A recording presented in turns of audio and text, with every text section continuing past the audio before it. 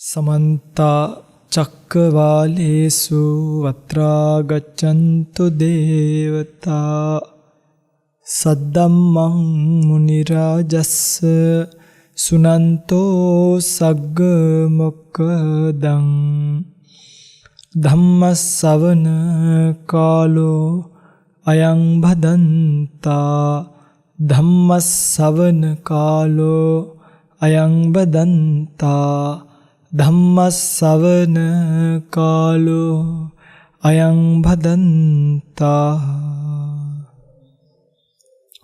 නමෝ තස්ස භගවතෝ අරහතෝ සම්මා සම්බුද්දස්ස නමෝ තස්ස භගවතෝ අරහතෝ සම්මා සම්බුද්දස්ස නමෝ තස්ස භගවතෝ අරහතෝ සම්මා සම්බුද්දස්ස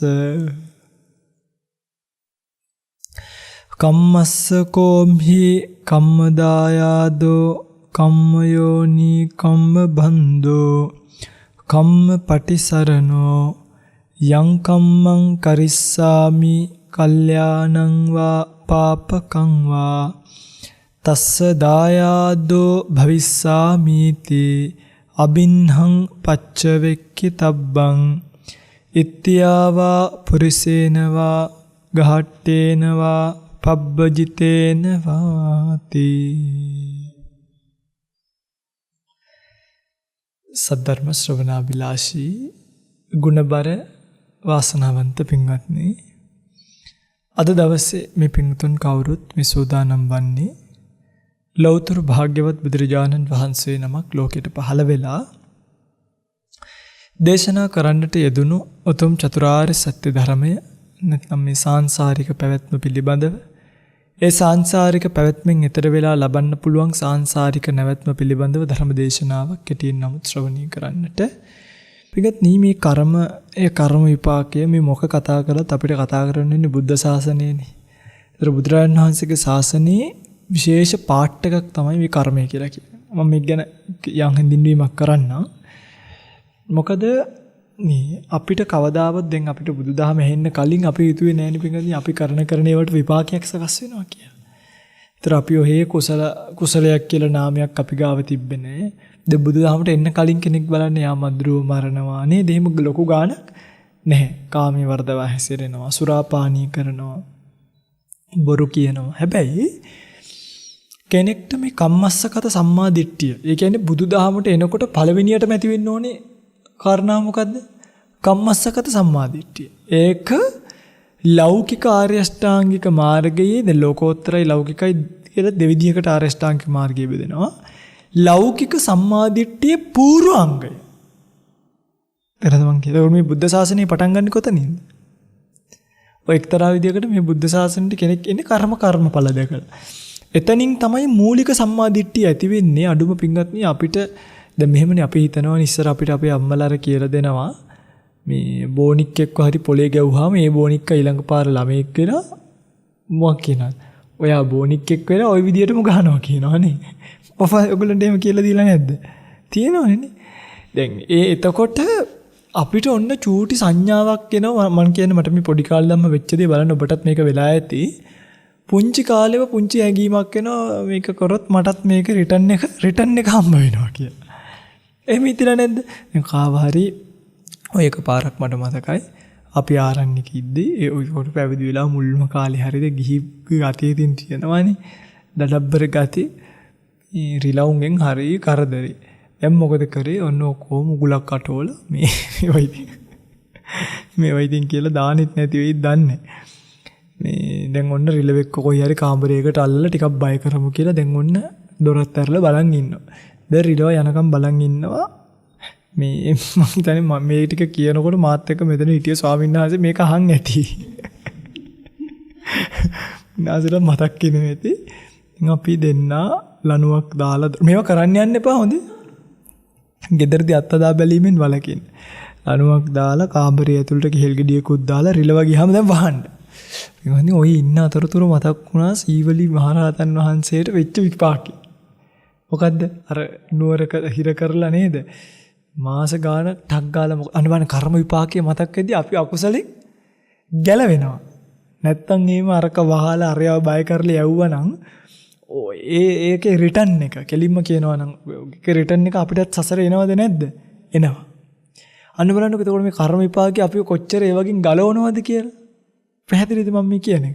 ඒ නිසා කෙනෙක්ට ඇත්තටම මේ බුද්ධ ශාසනයට ෆවුන්ඩේෂන් එක තමයි පදනම තමයි කර්මය කියන එක. ඒ නිසායි ගොඩාක් අය දැන් මේ කර්මය කියන එක පින්වත්ටි හැමෝටම ගෝචර වෙන්නෙත් නැහැ. කම්ම විසයෝ අචින්තියෝ. බොහෝ අය මේ කර්මය කියන එක අදාහ ගන්න බැරුව එක එක දෘෂ්ටි වලට බැහැගත්තා. මොන කර්මද ඉන්නකම් අර හොඳට ජොලියේ ඉඳලා ඊට පස්සේ කාලෙක කවදා හරි මරුණට පස්සේ ඕන එකක් මේ කර්ම විපාකයේ දන්නේ නැතිකම. ඒතර පූර්ව මේ ජීවිතේ අපේ පළවෙනි ජීවිතේ නෙමෙයි. අපි හැමෝම මෙතනට ඇවිල්ලා ඉන්නේ මොකක් නිසාද? කර්මය නිසා. මේ ලෝකෙට අලුතෙන් සත්වය අභිනව සත්වය පහළ වෙන්නේ නැහැ. කියන්නේ අනිවාර්යෙන් විඥානයක් සකස් වෙන්න අවිජ්ජාපච්චය සංඛාරා කියන කර්ම රැස් කිරීමක් තියෙන්නම ඕනේ. ඒ නිසා අභිනව සත්වය පහළ වීමක් ලෝකේ නැහැ. විධර්මානුකූලව ගත්තා. ඒතර අපි මෙතනට ඇවිල්ලා තියෙන්නේ పూర్ව මොනවා කරලාද? පින්වත්නි බලන්න මේක කොච්චර සිම්පල්ද කියලා. දැන් ඔය පින්තුල්ලා පිරිමි කෙනෙක් වෙන්න ඕනි කියන එක. ගෑනු කෙනෙක් ඉත්තේ භාව පුරුෂ භාව රූප කියන එක. කවුද තීරණය කළේ? අම්මා තීරණය කරාද? තාත්තා? ඒගොල්ලෝ ආපු කෙනා ඒගොල්ලොනුත් ඕගොල්ලෝ බඩේදී ටොස් දාලා පෙන්ඩන් උඩ දාලා මාළු උඩ දාලා මුදු උඩ දාලා තමයි කවුද කියලා හොයාගත්තේ. දැන් නැද්ද?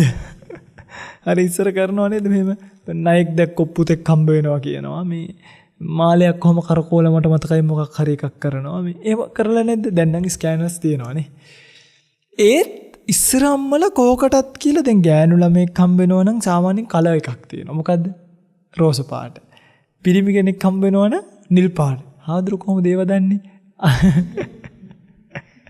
අපි මේ කෝලන් දැක්කා දැන් එතකොට අම්මට ෂුවර් නැත්තම් මුල් කාලෙම අම්ම ඇඳුම් ගන්නකොට දෙකටම බර කරලා ගන්න. ඒ කියන්නේ එතකොට අම්මම දන්නේ නැහැ මට හම්බ වෙන්න ඉන්නේ කාවද කියන්නේ. ඒ එන කෙනා කළුද සුදුද කවුද තීරණය කරන්නේ? සමහර වෙනවා උපතින්ම වයිතින් මොනවත් ක්‍රීම් જાති ඕනේ නැහැ සුදුම සුදු නේ සමහර වෙනවා ටිකක් සුදු අයටත් කළු ළමයි උපදින වෙලාවල් තියෙනවා. හරිද ඔය මාර දේවල් විදිහට වෙනස් වෙන්නේ. ඒත් අපේ උස කොට භාවය. ඊළඟට ඔයගලගේ බ්‍රේන් කැපැසිටි. මොලේ ධාරිතාවය කවුද තීරණය කරන්නේ? සමහරුන්ට මතක හිටිනවා සමහරුන්ට මතක හිටින්නේ නැහැ. දැන් අර චූලපන්තක මහරහතන් වහන්සේට මතක හිටිෙම නැහනේ. ඉතින් එතකොට මේ කර්මය කියන එක තමයි පින්ගදී මේ දෙවි කෙනෙක් තීරණය කරනවා නෙමෙයි. දැන් ඔය පින්තුලා දන්නවා. මට ඉතින් මේක කියන්න එක්තරා සීමාවක් තියෙනවා. මවක් පියක් සංසේචනය වීම තුළ ඒ සංසේචනය ඇතුළෙන් උපදින මුල්ම ශරීර අවයවය ඉඳන් අපේ. හරිද? මුල්ම අපේ කියන යුක්තාණුව කියලානේ. ඒ යුක්තාණුවේ ඉඳන් ප්‍රබව වෙන සියලුම අවයව. කවුද මේක මේ ගානට ගෙනියන්නේ කියලා තීරණය කරන්නේ කර්මය. ඔය පින්තුලාගේ S2 ආයුෂ. ඔය පින්තුලා මැරෙන වෙලාව තීරණය වෙලා ඉවරද නැද්ද? ඉවරයි. හැබැයි මෙහෙමකුත් තියෙනවා. දැන් මේම කිව්වාම හැමදේම කර්මානුරූපීව වෙන්නේ ඔය පිංගුතුලා ඉන්න ගමන් අපි හිතමුකෝ ඇදගෙන වැටෙනවා. ඒක කර්මානුරූපීවම නෙමෙයි. සමහරක් විට ශරීරයේ දුර්වලතාවයක් නිසා ඇදගෙන වැටීම කියන එක වෙන්න පුළුවන්. ඔන්න වැටිලා ඔලුව පැලෙනවා. අන්නේ ඔලුව පැලීම සමහරක් විට පෙර ජීවිතේ කාගේරි ඔලුව පළපු එක විපාකයක් වෙන්න පුළුවන්. අපි මේක මේ අපි එකක් මතක තියාගන්න අපි එකක් තමයි හිතන්න හොඳ නැහැ කර්මවාදීව විතරයි. ඒ කියන්නේ කර්මය කර්මය කර්මය කර්මය කර්මය කියලා හිතුවොත් කර්මවාදී දෘෂ්ටියට යනවා.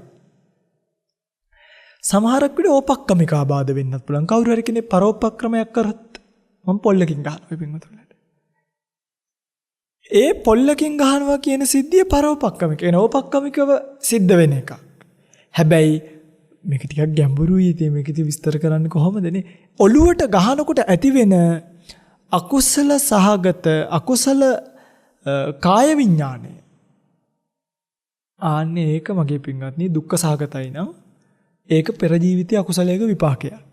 ওই විදිහට මේ කර්මයත් එක්ක බැඳිච්ච ලොකු දෙයක් තියෙනවා. එකක් මතක තියාගන්න අපේ ජීවිතේ ගොඩාක් දේවල් තීරණය කරලා තියෙනවා. හැබැයි මට ඒක විශ්වාසයි. ගොඩාක් දේවල් තීරණය කරලා තියෙන්නේ කවුද?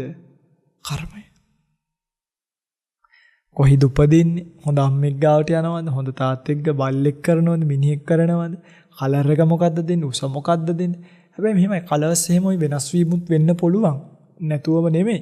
හැබැයි කර්මයෙන් කරන බලපෑම ගොඩක් ලොකුයි. S2 කොච්චරක්ද පවතින්නේ? කට කොච්චරක්ද? දත් කොහොමද? ඔන්න පෙර ජීවිතේ බොරු කියලා මේ පාර ආවොත් සමහරක් විට දත් එහෙම මොකක් වෙන්න පුළුවන්. චුට්ටක් ඔය හෙට මෙහෙට වෙන්න පුළුවන්. හැබැයි මෙහෙමයි. එහෙමයි කියලා දැන් ඔන්න ඔය පිංගුතුල ඒගොල්ලන්ට hina වෙන්න බෑ. එයි. එතකොට ඕගොල්ලන්ට මොකද වෙන්නේ? ආන්න කර්මය සකස් වෙලා දැන් ස්වභාව ධර්මෙ පිඟදී මේ ඉන්සිඩන්ට් බලන් ඉන්නේ. එතන දැන් ඔය පිංගුතුල්ලා හිතන්නකෝ එහා පැත්තේ ගෙදර ළමයා මෝඩයි කියලා. ඉගෙන ගන්න බෑ. ඔය පිංගුතුල එයාට මෝඩයා කෝ දැන් අපිත් ස්වභාව ධර්මයේ නිර්මාණයක් එහා පැත්තේ ගෙදර ළමයාත් කාගේ නිර්මාණයක්? ස්වභාව ධර්ම. එතකොට අපේ අයිතිකාරයෝ තමයි ස්වභාව ධර්ම. ඔබට බෑ තව කෙනෙක්ව තලන්න.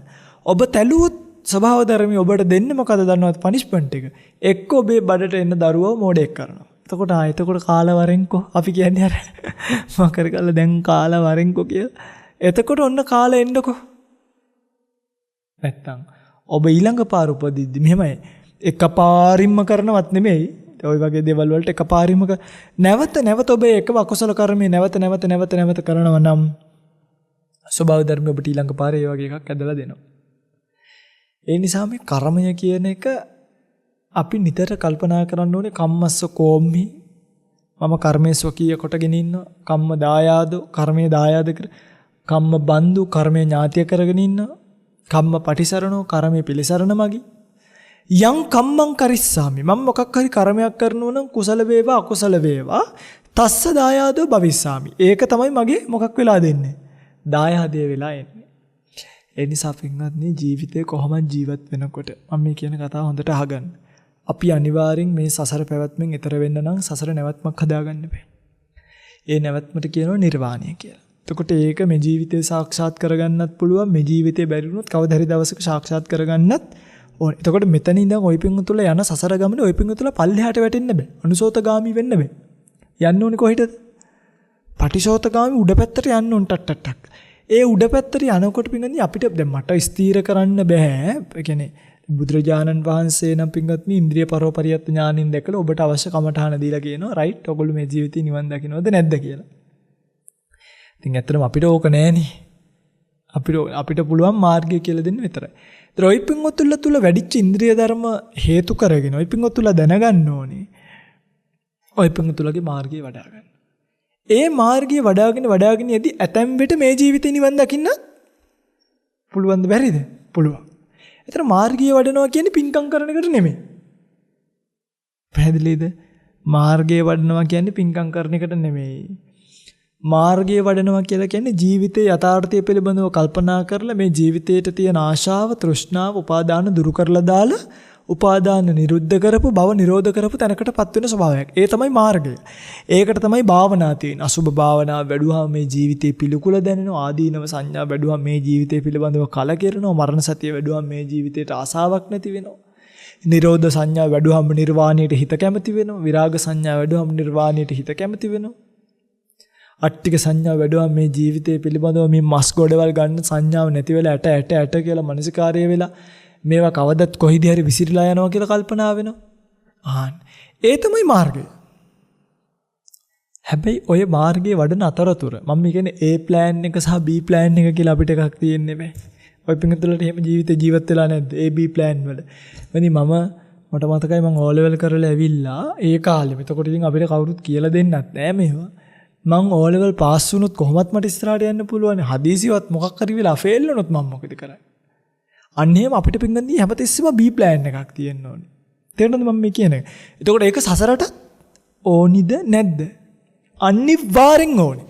කවුරු හරි කෙනෙක් ඔය පින්ගුතුලට කියනවා නම් පින් කරන්න එපා පුඤ්ඤ පාප පහිනස්ස කියලා මෙන්න මේ වටාත්තෙන් ත්‍රිපිටකේ බලන්න කියලා. ඇයි? එහෙම කියන්න බෑ. පින්ගන්නේ ඔය පින්මුතුලට අද මේ බණ ටික ඇහෙන්නේ පෙර සසරේ මොනවා හරි පින්කමක් කරලා මේ බණ කියව ගන්න සල්ලි තිබ්බ නිසානේ. කොනේ ඇත්ත. අර දැන් මේ එන කිසිම හාමුදුරුවෝ කෙනෙක් නවත්තලා අර පේමන්ට් එකේ ඉන්න මිනිස්සුන්ට බණ කියලා එනවද? කියන්න මට. දැන් පින්වත්නි ඇත්තම කතාව තමයි මම මේ කියන්නේ අද මේක එක්තරා විදියට මාෆියාවක්. සමාවෙන්න මම මේක කියනවට. අර ගුළු දැන් කතා කරන්නේ තාල් මාෆියා කියයි අර මාෆියා කියයි මේකත් සමහරක් වෙලාවට ඇත්තටම මම මේ කියන්නේ අපිට දැනিলা තියෙන අපිට ඇහිලා තියෙන අපිට මිනිස්සු කියලා තියෙනවා බනට එනකොට කී දෙනෙක් ඉන්නවද කියලා අහලනවා කියලා. හරිද? ඉස්සර ඔබට මතක ඇති මේ කාලේ නෙමෙයි දැන් කාලේ ගොඩ හොඳ දක්ෂ ඊටාම පිරිසිදුවට බණ කියන ස්වාමීන් වහන්සේලා ටිකක් පහළ වෙලා බණ කියනවා මේ ජෙනරේෂන් එකට කලින් ජෙනරේෂන් එක බලන්න. බණට එනකොට ගානක් කියලා. නැද්ද එහෙම කාලයක් තිබ්බේ අපේ රටේ? බණට ගානක් කියලා. ඇවිල්ලා පොත් ටික විකුණලා CD ටික විකුණලා ඒ ගාන තියනවාද කියලා හරියට බලලා මම මෙහෙම කියද්දි ඔබට මතක් වෙනවද? ඔය අපේ සෝම ස්වාමීන් වහන්සේලාම සම්පූර්ණ කැඩුවේ ඒ ප්‍රතිපත්තියනේ. ඒකනේ අපිට මේ ස්වාමීන් වහන්සේලා වටින්නේ. මේ කතාව ඔබට පිළිසරණක් වුණොත් මිසක් වෙන කවුරුත් ඔබට පිළිසරණකට පවතින්නේ නැහැ. ඒක මතක තියාගන්න. පැහැදිලිද මම කියන්නේ? එනිසා අනිවාර්යෙන් සංසාරික පැවැත්මට යන ඔබ මේ ජීවිතේ නිවන් දැක්ක නොදැක්කා. අනිවාර්යෙන් සසරට පිළිසරණක් හදාගන්න. සසරට පිළිසරණක් හදන්න වෙන්නේ කුසල කර්ම කරලා. මොනවද පින් කරන්න ඕන. මා භික්කවේ පුඤ්ඤානං බාහිත්ත. මහණෙනි පිනට බය වෙන්න එපා. පින කියන එක කවදාවත් ඔබට නරකක් කරන්නේ. ඔබට නිවන වහන්නෙත් නෑ පින. පින තියනවා නම් දැන් මට මතකයි අර පණ්ඩිත සාමණේරද කොහේ සුඛ සාමණේර ඔය දෙනම වහන්සේ එක වහන්සේ නමක් මේ රහත් වෙන්න භාවනා කරද්දී පින කියන්නේ කොච්චරද බලන්න සක්‍ර දේවේන්ද්‍රයා මේ දෙවිවරු 4 දෙනෙක් යවනවා රකින්න. හුලං දෙවියන්ට කියනවා හුලං නවත්ත ගන්න. අවුවට කියනවා අවුවේ රැස් අඩු කරගන්න. කුරුල්ලෝ සද්ද නැති වෙනවා. කුරුල්ලෝ පක්ෂීන් පවා එළවුවා කියනවා. එයි මේ සද්ද නැති වෙන්න. සාරිපුත්‍ර මහරහතන් වහන්සේ පිණ්ඩපාතක අරගෙන ඇවිල්ලා දොරට තට්ටු කරයි කියලා බුදුරජාණන් වහන්සේ දොර රකින්නවා ගිහිල්ලා. සක්මන් කර. කොහොමද පිළ? ඔය පිංගුතුල භාවනාවකට ඉඳගන්නේ. ඉඳගත්ත ගමන් එහා පැත්තේ ඩෝසරයක් දානවා. ඔන්න සසරේ ඔගොල්ලෝ කරලා තියෙන පිං. එක්ක භූමිකම්පාවක් ඇහෙනවා. නැත්තම් පොඩි එකා නින්දෙන් නැගිටලා අඬන්න ගන්නවා. එක්ක මහා අයියෙන් රේඩියෝ එකක් ඇහෙනවා. ඒ කියන්නේ මොකද? මොනා කරලා නැද්ද? සසරේ මේ අවකාශය නිදහසේ ලබන්න පිං කරලා නැහැ. තව කෙනෙක්ගේ සමාධියට බාධා කරලා දැනුත් ඒක වෙන්නේ දැන් සමහරකට ওই ධර්මශාලාවල් වල හොඳට බණ කියක පාට ෆෝන් එක රින්ග්ස් යනවා. ඒකත් මේ වයසක උපාසක අම්මලා තාත්තලා බැරි නම් නොගෙන ඉන්න ඕනේ. නේද? තමන්ට ධර්මශාලාවකට අනික පින්වත්නි මම දැන් දැකලා තියෙනවා මේ මෑතකද මම සාමාන්‍යයෙන් මේවට බණ කියන්නේ නැහැ. මං ඔය ෆෝන් වලට අරවට මේවට ඇඳුම් වලට බණ කියන සොයන්සනමක් නෙමෙයි. මොකද ඒවා මිනිස්සු දැනගන්න ඕනේ. අපිට කියන්න දෙයක් නැහැ. සමහරව මේ බණ මඩුවේ ෆෝන් එක අතර අරන් කතා කරනවා. මේ පොඩ්ඩක් ඉන්නේ කිරුළවන ආම්දුරන්ගේ බණක් අහා ඉන්නේ මේ ලයිව් ඉන්නේ මේ තව චුටි. අපිට බණ කියන්න පුළුවන්ද දැන් එතකොට? අපේ මේ අවධානය පිටට යනවානේ. දැන් මේ වගේ ඕවා කරලා ඊළඟට භාවනා වැඩසටහන් වලට ගියාම ඔය shopping bag සද්ද කරලා හයියෙන් කෝප්ප බිම තියලා හොරාට යන්න ඕන. ඉස්සර අපි කුරුණෑගල පැත්ත සෙනසුනක වැඩ හිටියා. එතකොට උදේ ස්වාමීන් වහන්සේලා බුදුන් වැඳලා 4ට භාවනා කරනවා. අපි හදේසියවත් 5ට විතර භාවනාව 5 මාට ඉවර කරොත් අපි කවුරුත් නැගිටින්නේ නැහැ. ඇයි? උදාහරණයක් ගන්නකො දැන් ඉතින් අපි හොම ඉඳගෙන ඉඳලා නැගිටිනකොට අර එකපාරට කකුල් වල ඇට කැඩෙනවා මෙහෙම කටස් ගාලා. එතකොට හැපෙත් සයින්හසර මොකද්ද වෙන්නේ? කරදරයි. නැකටලා පැදුරු අකුලන්න ගියොත් ඔවා කරදර නිසා උන් අන්තිම ස්වාමීන් වහන්සේත් භාවනාවෙන් නැගිටිනකන් අපේ කාලය කොච්චර හරි කැප කරගෙන අපි ඉඳන් ඉන්නේ. ඇයි? උන්වහන්සේගේ සමාධියට දවපින් උතුලට එහෙම සෙන්ස් එකක් කවදාවත් තියලා තියෙනවද බලන්න. ඔය පිංගුතුල එහෙම හිතයිද කවදාවත්? ඔය පිංගුතුලට එහෙම කිසිම ගාණක් නැහැ. අඩුම මහාසෑයට ගියාම කවුරු හරි කෙනෙක් එතන භාවනා කරනවා නම් අපි කවදාවත් ඒ අම්මලගේ තාත්තලගේ ඉස්සරහින් ක්‍රොස් කරලා ගිහිල්ලා නැහැ. අපිවත්. ඕවා තමයි අර සමාධියට මේ ශබ්ද බද්ද ඇහෙන්නේ නැහැ. ඉතින් මම මේ කියන්නේ පින කියන එක අපිට ඕනේද නැද්ද? ඕනේ. ඊළඟට අපහසුවකින් තොරව දාන ටිකක් ලැබෙනවා නම් කෑම ටිකක් ලැබෙනවා නම් ඒ ලැබෙනකොට නේද අපිට මේ බුද්ධ ශාසනයේ ප්‍රතිපත්තිය ගානක් නැතුව පුරා ගන්න පුළුවන්. ඒ නිසා පින්වතුනි ওই පින්වතුන්ල මේ හැම ආකාරයකම පින්කම් කරන්න. තේරුණාද මේ කියන්නේ? ඔය එක කතාවක් තියෙනවා මගේ පින්වතුන්ලට මම කියන්නම්. ඔය කුටි පූජා කිරීම සම්බන්ධව මේක කියන්නේ ඉතින් මගේ පින්වතුන්ල මේ මම අහවල් එක දුන්නේ කියන්න පිනක් ඉතුරු කරන්න එපා. අපිට මහා ලොකු දෙයක් නෙමෙයි. හැමදේම මේ අටපිරිකර පූජා කරන්න කියලාත් නෙමෙයි මේ කියන්නේ. ජීවිතේ එකක් තදට පූජා කරන්න. කඩේ ගන්න తీරෝනේ අටපිරිකර.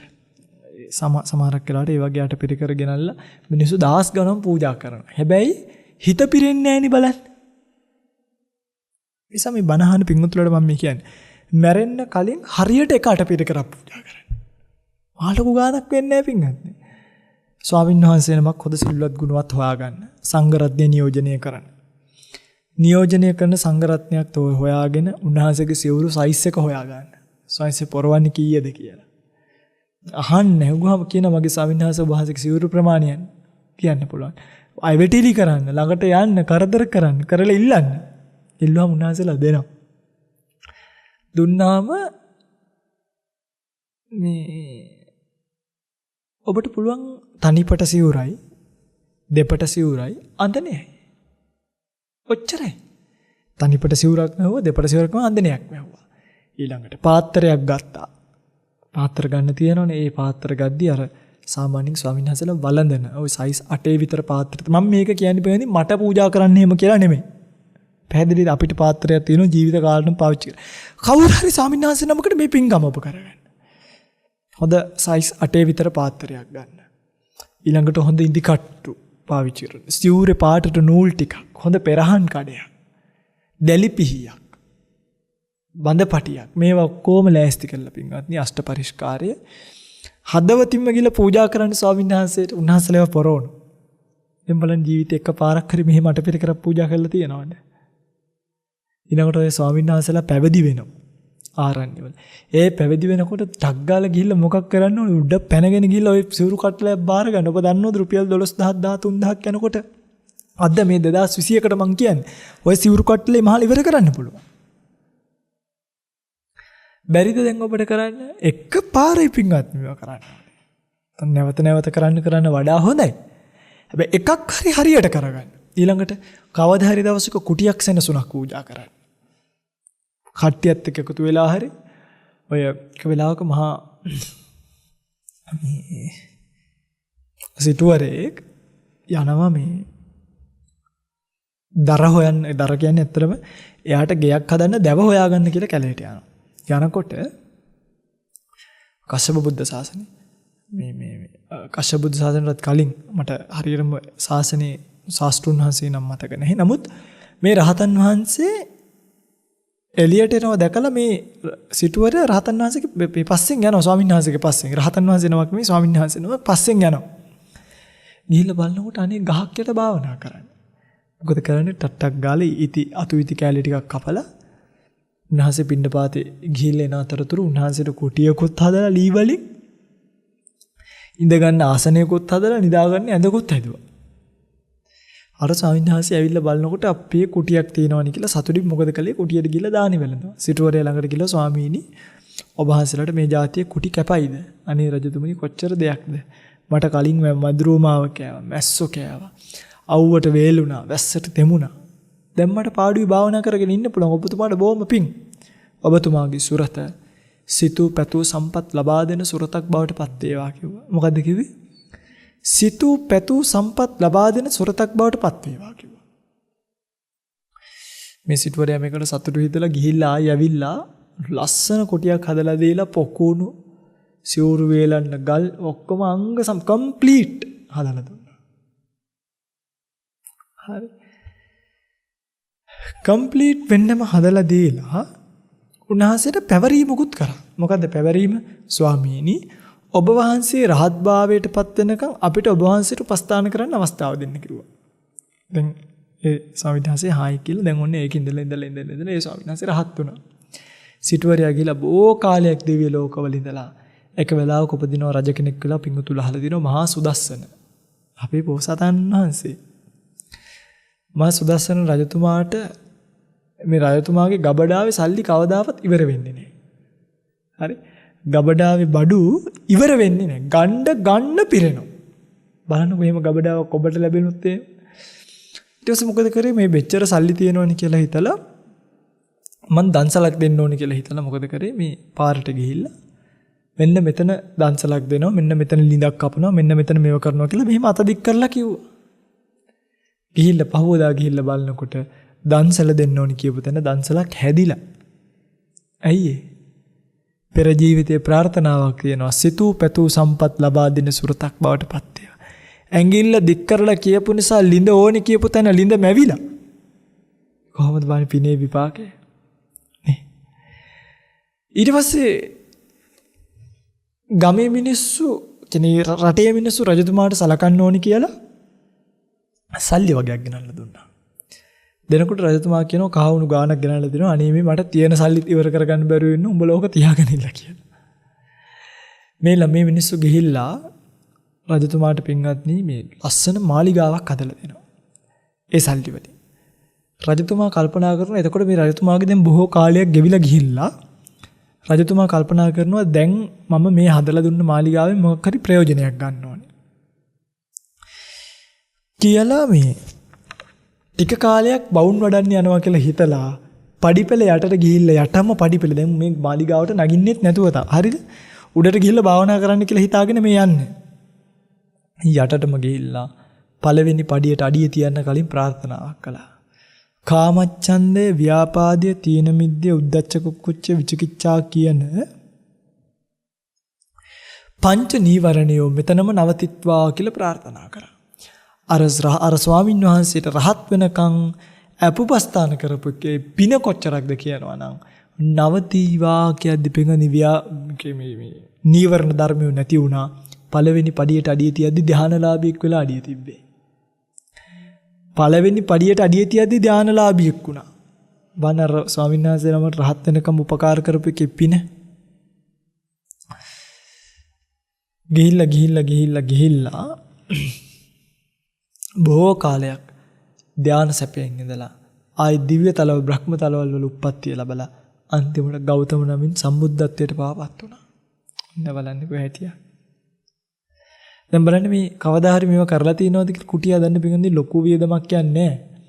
ඇත්තටම කුටියක් කියන්නේ LBCක් 94ක් ගාලා ඉටිකොල 4ක් ගාලා මැද්දට පොල් අත්තක් සෙවිලි කරලා දුන්නත් කුටි තමයි. ඒකත් ඔබට සාංගික කරලා පූජා කරන්න පුළුවන්. ඊට වඩා සුකෝපභෝගී වුණත් ලක්ෂ 10ක් 15ක් විදන් කරලා උනත් හදන්න බැරිත් නෑ. එහෙමත් පුළුවන්. කොහම හැදුවත් කුටිය. කූඩාරමක් ගිහිල්ලා ගහලා දුන්නත් මේක සංඝයාට වේවා කියලා ඒකත් මොකද්ද? කුටියක්. ඕවා කරන්න ඕනේ පින්වත්නි. ඕවා අනිවාර්යෙන් කරලා ඊළඟට ওই පාත්‍ර තවික හැම මේ ওই තවික පූජා කරාම පිටින් මතකේ හිටිනවා කියනවා. තවිකේම පූජා කරන්න ඕනේ. පාත්‍ර ස්වාමීන් වහන්සේලාට ඔය අනවශ්‍ය ගොඩාක් දේවල් නෙමෙයි. ස්වාමීන් වහන්සේලාගේ ප්‍රතිපත්තිය පහසු කරන දේවල් තියෙන. මම මේ කියන්නේ අපිට නම් අපිට නම් පූජා කරන්න එපා. ඔය සයන්ස්ලාගේ ප්‍රතිපත්ති පුරා ගන්න පහසු වෙන උපකරණ. අපි තුමු රේසර්. ඊට පස්සේ ඔය නිතරම වමනා වෙනවා රින්සෝ. මම මේ කියන්නේ ඔය පිටුතුලා මේවට අදහසක් ගන්න. ඒ වගේ ස්වාමීන් වහන්සේලාගේ ප්‍රතිපත්තියට පහසු කරවන්න. ස්වාමීන් වහන්සේලාට දන් ටිකක් දෙන්න. දන් දෙනකොට ආයුෂ වර්ණ සැප බල කොච්චර දේවල් ලැබෙනවද නේ? ඊළඟට උන්වහන්සේලාට බණ භාවනා කරගන්න, තවත් ධර්ම දානීය කරගන්න අවස්ථාවන් හැකි තරමින් හදලා දෙන්න. ඔබේ වාහනේ නිතරම සුදු රෙද්දක් තියාගන්න ඉස්සරහ ෂීට් එකේ යට.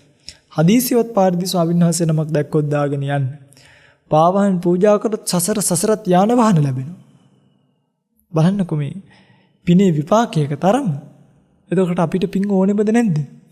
හැබැයි මතක තියාගන්න මේ මොන පින කරත් ඒවා සසරේ ඔක්කොම අනිත්‍ය වෙලා යනවා. ඒ කියන්නේ ස්ථීර කුසල් කොහෙවත් නෑ. ඒ නිසා ඒක නිකන් తాවකාලික ඔප්ෂන් එකක් විතරයි.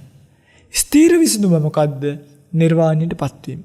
නිවන් දකින්නකම් කුසල කර්මයන් වල අනිවාර්යෙන් යෙදීම කියන එක වෙන්න ඕනේ.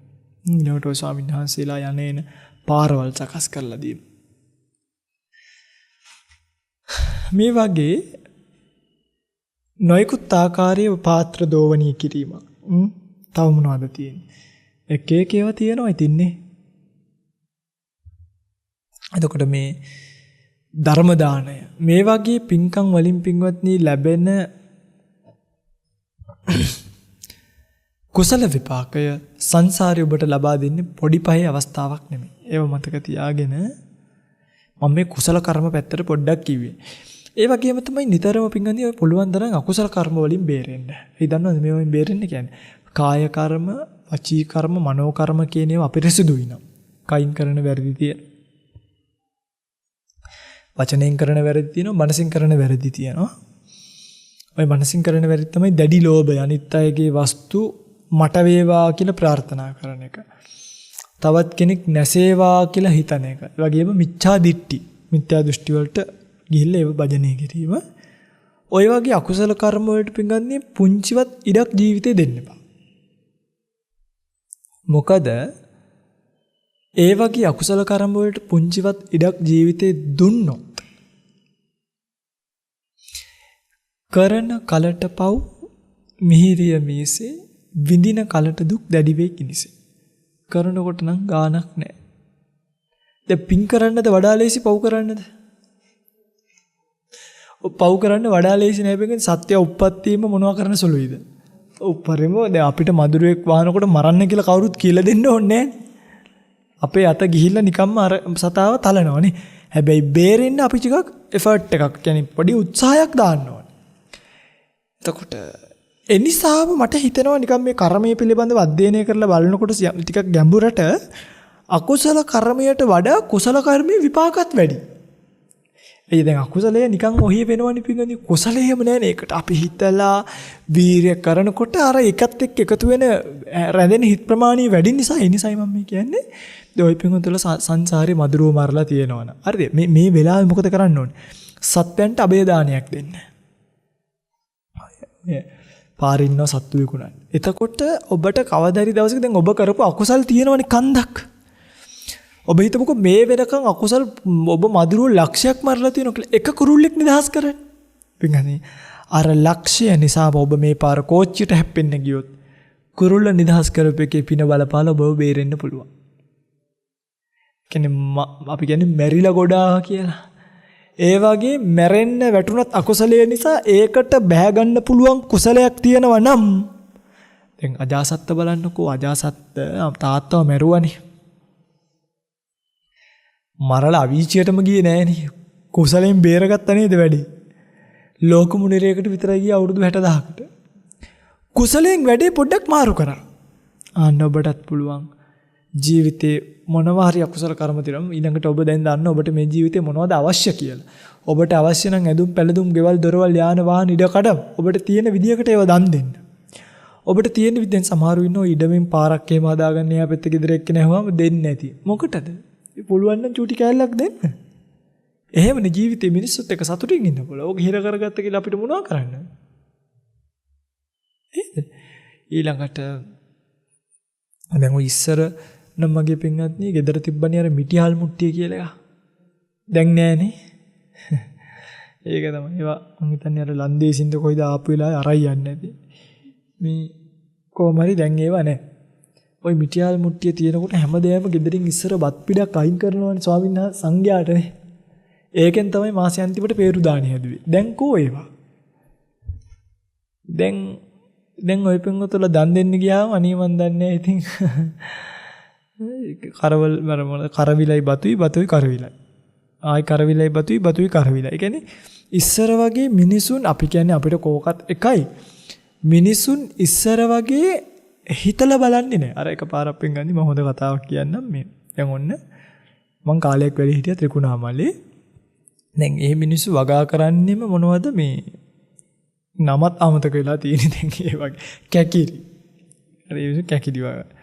ඕන්න දැන් කැකිරි තියෙන එකත් එක දානි ගේන්න එපයි. කැකිරි බතුයි. ඉඳලා කොළඹ ආවා. මේ ආවට පස්සේ මෙහෙක් කෙනෙක් කියන ඔබ වහන්සේලාට වැඩි ලැබෙන්නේ නැහනේ. කියලා ආයි මොනවද? කිරිපති ඉඳලා ගියා පිට රටකට. හරි මම කියන්නේ ඔන්න ඒ වගේ අපේ කර්මය. ඔබ ආන්දරට ඉතින් මෙහෙ කෑම පළඳන්න හුරුත් නැහනේ. ඒ විදියටම දෙන්නම් කියලා ඒ ගිහිල්ලත් මොනවද? කිරිපති. දැන් මේ මං කියන්නේ පින්වත්නි මේ ඔබ අපිට කමක් නැහැ. පැහැදිලිද අප්පෝ අපිට බොහොම සනීපයි ඒවා. ඒ කියන්නේ ඔබ වහන්සේ ඒගොල්ලෝ හිතන්න එපා දැන් අප්පෝ මේ ස්වාමීන් වහන්සේ කැකිලි වළඳන්න කැමති නැහැ ඒ නිසා මෙහෙම කිව්වා කියලා. එහෙම නෑ මම මේ උපමාවක් කිව්වේ. හරි. මේ ප්‍රණීත දේ දුන්නොත් ප්‍රණීත දේ ලැබෙනවා. ඉතින් අන්නේ සත්‍යම කතාවක් තියෙනවා නම් නොදී ඉන්න එපා. දෙන්න ඔබට නොලැබී නම් තියෙන්නේ නැහැ. පිටින් සල්ලි හිර කරගන්න යන්න එපා. හිර කරොත් ඒවා මේ හිර කරාම රහ නැහැ. තියෙනවා නම් ඇටියට කාට හරි දෙන්න ඔබට පිංගනි ලැබෙන එක නවත්තන්න සක්‍රියටවත් බෑ. ශක්‍ර දේවේන්ද්‍රයවත් නවත්තන්න. අපි අර කතාවට කියන්නේ සක්‍රියටවත් බෑ කියලා. ශක්‍ර දේවේන්ද්‍ර කියන මේ උතුමන් වහන්සේවත් ඒ උතුමන් වහන්සේටවත් ඔබට ලැබීම කියන එක නවත්තන්න බෑ. කර්ම විපාක. සමහරු අර එක තැනක මට මතකයි කුඹුරක රත්තරන් පැලවිලා තිබ්බා. අන්න බලන්න කර්මය කියන එක හදන වෙදිය. දැන් සමහරු ඉන්න පිටගනි දුප්පත් වෙලා ඉන්නවා. ගෙදර මේ ඉඩමක් අරගෙන කොයින් හරි වැසිකිලි වල කපද්දි දානයක් හම්බ වෙනවා. එහෙම ජීවිත වෙනස් වෙච්ච ඒවා දැකලා නැද්ද? ඒ මොකද? පූර්ව කර්ම. කර්මයේ බලවත් වෙනකොට කම්මං දල්හම් කර්මයේ බලවත් නා මහා පාරේ වැටුණත් බම්පෙලා කැලින් වෙනවා මිසක් මැරෙන්නේ කරන්නේ නැහැ ලේසි. හොද්ද දීර්ඝායුෂයක් වළඳලා නිදහස් ජීවිතයක් වළඳලා ධර්මාවබෝධය කරලා ධර්මය අහලා නිදහසේ මැරලා යන්න ඔබට පුළුවන්. ඔන්න ඉතින් තත්ත්වේ. එනිසා අකුසල විශේෂයෙන්ම අකුසලයන්ගෙන් ගැලවෙන්න උත්සාහ කරන්න ඕනේ. දැන් ප්‍රාණඝාතය කරන්න එපා. මම හිතන්නේ නෑ දැන් නම් බොහෝ අය වගින් වෙන් වෙලා ඉන්නේ නේ. ඔය හොරාට රැට මදුරුව මරනවද? නෑනේ. දැන් නම් මේ වර්තමානයේ වෙනකොට නම් බොහෝ අය ওই ප්‍රාණඝාතයෙන් වෙන් වෙලා සමහර කර ජොබ් විදියට කරන අයට තමයි ඕකෙන් චුට්ටක් ගැලවෙන්න බැරි වෙලා ඉන්නේ. ගෙවල් වල ඉන්න මිනිස්සු නම් බොහෝ අය මට හිතෙනවා ওই ප්‍රාණඝාතයෙන් ගැලවිලා. අදත්තා දානීය ගැන නම් මං කියන්න දන්නේ නැහැ. මොකද ඒවා ඉතින් තම තමන්ගේ හිත තමයි දන්නේ. අපි කොහොමද අපි කියන්නේ? කාමයේ වර්ධව හැසිරීම මාදියත් ඉතින් තම තමන්ගේ හිතින් බලන්නේ මේවා පින්වත්නි කළොත් ඔබ ওই ප්‍රාණඝාත ආදී දේවල් වලට සම්බන්ධ වුණොත් සංසාර ජීවිතේම දුක් විඳින්න වෙන්නේ නොයෙකුත් දේවල් නිසා. ඒක කර්මයත් එක්ක සෙල්ලම් කරන්න එපා. පරිස්සමින් නරක දේවල් වලින් අයින් වෙන්න. හොඳ දේවල් විතරක් කරගන්න. එහෙම නැති වුණොත් නිවන් දකින්න යන ගමනේ අනිවාර්යෙන් විඳින්න වෙන්නේ දුකක්මයි, අනිවාර්යෙන් විඳින්න වෙන්නේ පීඩාවක්මයි, අනිවාර්යෙන් විඳින්න වෙන්නේ ශෝකයක්මයි. අඬන්න තමයි ඉන්න වෙන්නේ. දැන් අනිතේරපිකේ දැන් මේ පාර අපිට හොඳ බුද්ධෝත්පාද කාලයක්නේ. දැන් මේ වෙලාවේ කරන ධර්මයක් කරගන්න. මේක ආයි කපද කරන්න chance එකක් ලැබෙයිද දන්නේ මේ රත්තරන් බඩු අරවා මේව ඔය එකක්වත් ගෙනියන්නේ නැහැ. ඕවා මේ කරේ දාගෙන වතේ දා මම කියන ඌ උගත් තියලා මේ අපිට ඩම්පින්කම් කරන්න නෙමෙයි. හැබැයි ඔය එකක්වත් ගෙනියන්නේ. එතකොට මේ වෙලාවේ වඩා වටින්නේ කැරට් ගාන නෙමෙයි, පවුම් ගාන නෙමෙයි. මේ වෙලාවේ වඩා වටින්නේ ඔබට කරගන්න පුළුවන් කුසල් ප්‍රමාණය. මොකද මේ වෙලාවේ කරගත්තොත් සංසාරයට මේව පිට. දැන් හාමුදුරුවෝ හරියටම කොහොමද කියන්නේ කර්මය තියනවාමයි කියලා ඔය කියන විදිහට. මේක ගැන ටිකක් ගැඹුරින් අධ්‍යයනය කරලා බලනකොට අපිට තේරෙන්නේ දැන් ඔය පිංගුතුල හරියටම කොහොමද කියන්නේ? ඔය පිංගුතුලගේ 100ට තාත්තෙක් හිටියා කියලා. ඔය පිංගුතුල කොහොමද කියන්නේ? ඔය පිංගුතුලගේ 100ට තාත්තෙක් හිටියා කියලා දැකලා තියෙනවද? අපි දන්නවා මම ඉන්න මගේ තාත්තා ඉන්න ඕනේ. තාත්තා ඉන්න තාත්තට එක්ක යා 100 ඉන්න නම් 100ට ආන්න එහෙම පිංගන්නේ මේ ජීවිතේ මේ කර්ම විපාකේ බලන්නේ එකම gedara අක්කව වෙනස් කරනවා මල්ලිව වෙනස් කරනවා. මල්ලිව ගොළු කරලා දැන් මම දැක්ක පහේ මම දන්න ගයක් තියෙනවා. ආත්තත් කතා කරන්න බෑ, අම්මට කතා කරන්නත් බෑ, කෙල්ලට කතා කරන්න පුළුවන්. දැන් අපේ තියරි ගනුව ගොළු අම්මා කෙනෙක්ටයි ගොළු තාත්තා කෙනෙක්ටයි දාව උපදින්න ඕනේ දරුවත් කොයි වෙන්න ඕනේද? එයත් දිගන් අපිට හිතනවනේ අම්මත් කතා කරන්න බෑ, තාත්තත් කතා කරන්න බෑ, දුවටත් බෑ කියලා. එහෙම නැහැ. මන් දන්න ගයක් තියෙනවා තාත්තට කතා කරන්නත් බෑ, අම්මට කතා කරන්නත් බෑ. හැබැයි දරුවා ෂෝක් එකට කතා කරනවා. කර්මය. ඒ නිසා මම මේ අද කතා කරේ B plan එක ගැන. චූටි අකුසල් වලට පවා විශාල විපාක ලැබීමේ අවකාශයක් ලෝකයේ තියෙනවා. ඒක තමයි ලෝකයේ හැටි. ඒව හොඳට දැනගන්න ඕනේ. ඒව දැනගෙන මේ කර්මත් එක්ක යන්න වෙන සසරට පළවෙනියට පෙන්නේ හොඳ පිළිසරණක් හදාගන්න කාලයකට හදාගන්න. අඩුම මෛත්‍රී බුද්ධ ශාසනය වෙනකම්වත්. අඩුම මම මේ කවදාවත් කියපු නැති කතාවක් කියන්නේ අද මේ මාතෘකාව නිසා. දැන් කියනෝනේ මෛත්‍රී බුදුන් දකින්න අය කවුද? කියනවා. ශ්‍රම දාන කරපු අය පන්සල්. අහලා නැද්ද? දන් පින්කම් කරපු අය, ස්වාමීන් වහන්සේලාට දාන දීපු අය, සංසලාගේ අපෝපස්ථාන කරපු අය, ධර්ම දානමය පින්කම් කරපු අය දැන් මේ පින්තුලා කරන්නේ. ඒ වගේ අය කවුරු දකින්නවද? මෛත්‍රී බුදුන්ව දකින්නවා. මෛත්‍රී බුදුන්ව දකින්න නැති පිරිසක් ඉන්නවා. බලන්න ඔබ මේ පිරිස ඉන්නවද? ප්‍රාණඝාතය කරන අය මෛත්‍රී බුදුන්ව දකින්නේ නැහැ. අදත්තා දානය කරනවා නම් මෛත්‍රී බුදුන්ව දකින්නේ නැහැ. කාමයේ වර්ධව හැසිරෙනවා නම් මෛත්‍රී බුදුන්ව දකින්නේ නැහැ. මුසාවාදය කරනවා නම් බොරු කියනවා නම් මෛත්‍රී බුදුන්ව දකින්නේ නැහැ. සුරාපානී කරනවා නම් මෛත්‍රී බුදුන්ව දකින්නේ නැහැ. මව් මරලා නම්, තාත්තව මරලා නම්, රහතන් වහන්සේ නමක් පිරිනිවන් පාවන බුදුන්ගේ දේශලෝල නම්, සංඝයා ભેද කරලා නම්, භික්ෂුණියක්ව දූෂණය කළා නම් ඒගොල්ලෝ මෛත්‍රී බෝසතාණන් වහන්සේ බුදුරජාණන් වහන්සේ දකින්නේ. සාඩුම එතන්ටවත් ඔබ පිළිසරණක් දාගෙන ඒ අතරතුරු මාර්ගයේ වඩයි. පැහැදිලිද මම කියන්නේ? ඉතින් ඒක දෙකක් නෙමෙයි. ඒක එකක්. එකපාර ඔය දෙක තුනම කරන්න පුළුවන් දෙබැරිද? පුළුවන්. ඉතින් එකපාර ඔය දෙක තුනම කිරීමට ඕන තරම් අවකාශය අවස්ථාව පිංගුතුලට තියෙනවා කියලා පිංගුතුල මතක තියාගන්න. ඉතින් කියන්න ඕනියුනේ මේ ලේසියට ගන්න එපා. කර්මය කියන එක බුද්ධ ශාසනයේ ප්‍රධාන තැනත් එක්ක බැඳිච්ච එකක්. ඒ බුදුරජාණන් වහන්සේගේ ශාසනයේ කවුරු හරි කෙනෙක් කර්මය අඳුරගත්තාම තමයි යාට සංසාරයේ පිළිබඳව බයක් ඇති වෙන්නේ. මට මේ වගේ සසර ගමනක් යන්න වෙනවා කියලා හැඟීමක් ඇති වෙන්නේ. එවැනි සංසාර ගමනකින් මම මිදෙන්න ඕනි මේ නැවත නැවත කර්ම රැස් වෙවි යන සංසාර ගමන එච්චර හොඳක් පිළිසරණක් තියෙන එකක් නෙමෙයි. මම මේකෙන් මිදෙන්න ඕනි කියලා හැඟීමක් ඇති වෙන්නේ වගේ වෙලාවට. මෙහෙම හැඟීමක් ඇති කරගත්තොත් ඇති වුණොත් කම්මස්සගත සම්මාදිට්ඨිය ඇති වුණොත් අපිට ඊළඟට පුළුවන් සංසාරය පිළිබඳව දුක්ඛ සත්‍ය, සමුදය සත්‍ය, නිරෝධ සත්‍ය, මාර්ග සත්‍ය පිළිබඳව විවෘතව කල්පනා කරලා මේ ලෝකයට අපි ඇල්ල බැඳිලා ගිහිල්ලා තියෙන එකත් නැවත නැවත කර්ම රැස් කරමින් විපාක වලට මුහුණ දීගෙන යන මේ ජීවිතයෙන් මිදිලා යන්න කවුරුත් කල්පනාව ඇති කරගත්තා නම් ඒ තමයි අද දවසේ මේ උතුම් ධර්ම දේශනාවෙන් ඔබ රැස් කරගන්නට යෙදුණු මහානීය කුසලය. ප්‍රාර්ථනා කරන ඔබ හැම දිනෙකටම උතුම් නිර්වාණීය සුවසේම සාක්ෂාත් වීමට මේ කුසල කර්මයන් ඒකාන්ත පාරමිතාවක් වේවා. පාරමී ශක්තියක් වේවා. පාරමී දම් පිරේවා කියලා කවුරුත්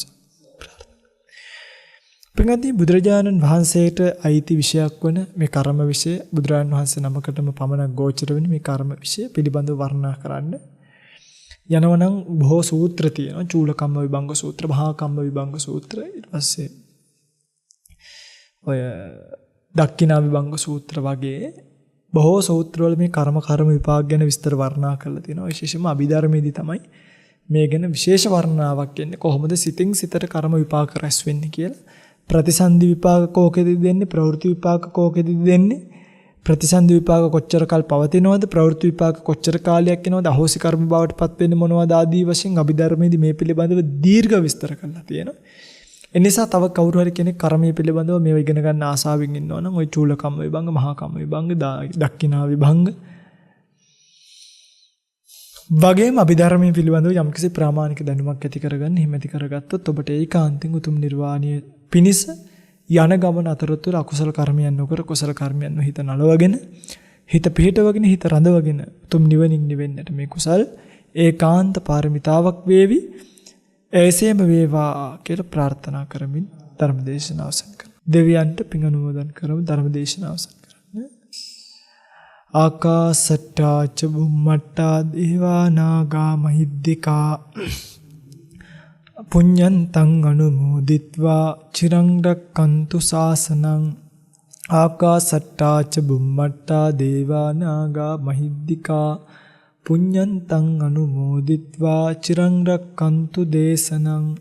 ආකාසට්ටා ච බුම්මට්ටා දේවා නාග මහිද්దికා පුඤ්ඤන්තං අනුමෝදිත්වා චිරං රක්칸තු මං පරන්ති.